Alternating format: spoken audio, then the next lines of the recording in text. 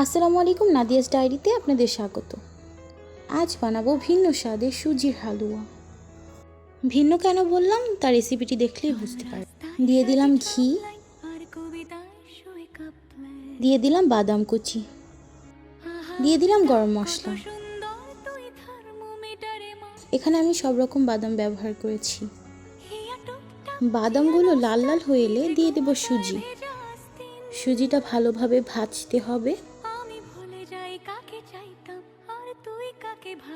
সুজিটা ভাজা হলে এখানে আমি দিয়ে দেব লিকুইড দুধ। এখানে আমি হাফ কেজি পরিমাণে দুধ ব্যবহার করেছি। এখানে 250 গ্রাম সুজি রয়েছে। পরিমাণ মতন চিনি দিয়ে দেব, যে যেমন মিষ্টি খান তেমন ব্যবহার করবেন। সুজি খুব সহজেই পানি শুষে নেয়, তাই দুধগুলো শুষে নিয়েছে। এখানে আমি পানিও দিয়ে দেব সেদ্ধ হওয়ার জন্য। কনডেন্স মিল্ক দেব পানি দেওয়ার সাথে সাথেই।